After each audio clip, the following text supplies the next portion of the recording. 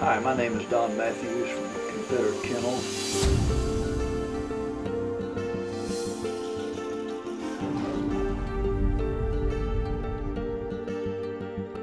I started with the American Bulldogs about 1968.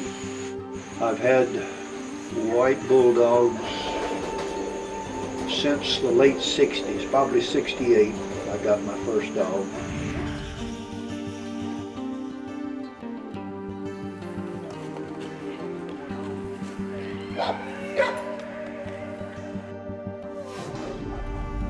My name's Alan Scott, and I live in Hammondville, Alabama. I've been breeding American Bulldogs for 47 years.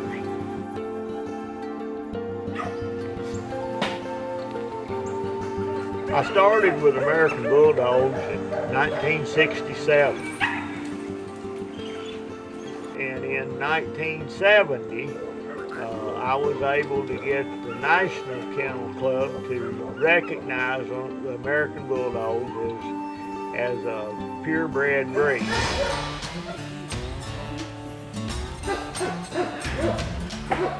They were not known as American Bulldogs at that time. We just called them white bulldogs or whatever. Then John D. and I started breeding together.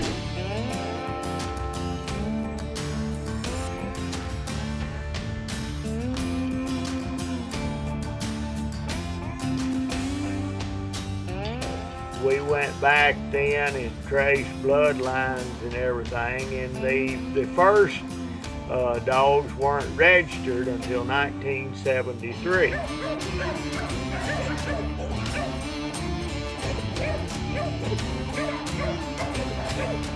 John D. and I bred together for a lot of years until the late 70s, and he wanted his dogs to be a whole lot bigger, bigger headed and just bigger in size.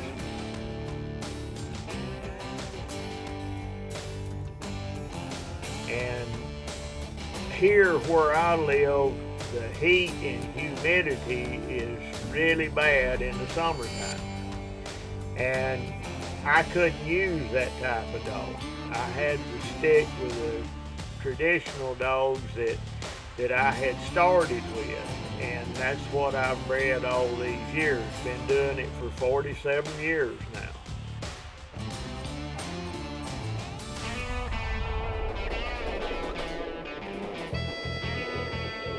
I got my first dogs from Allen, which were, at that time, they had registered the dogs. So I've had bulldogs continually till the present day.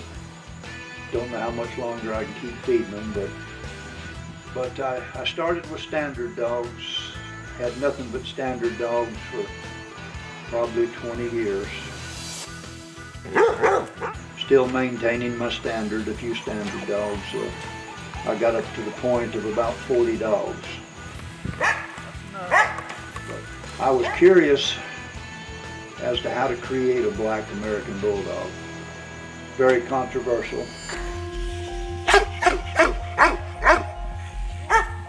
And really, if I wasn't who I was, it probably wouldn't have flown. But John Lichtart did a breeding between a game-bred black pit bull, and I acquired a couple of dogs from him. I also had a friend that did PSA and French ring, Mondo. He had a large black staff. We took that dog, bred it over a bully hybrid dog, and I began to keep dogs out of that. Over the next 6 or 8 years, I began to cross these two lines together to where I was able to register them, and that's the dogs I have now. I've got a couple of straight black standard dogs. People say, what's the difference? Are they better than the black or the white? Really, there's no difference. I don't think, maybe the black ones tend to be a little bit hotter, maybe a touch more aggressive to another animal. But I've cut down to 20, 25 dogs now, and as I'm getting older, I need to cut down some more. But that's kind of a quick overlay of, say, starting at 1968, I would say, with a line of white dogs that were in Florida. At that time, dogs were, a big dog, he was considered huge, would be about 70 pounds. They probably, and a lot of times we trimmed their ears in those days, and they probably looked more like a modern day dogo than what they look like. I would kind of like to have go back in time and take one of those dogs and bring him forth, but I do have a couple of standard dogs. My standard dogs tend to be a little on the smaller side for people. A male, maybe 75 pounds. They breathe very well.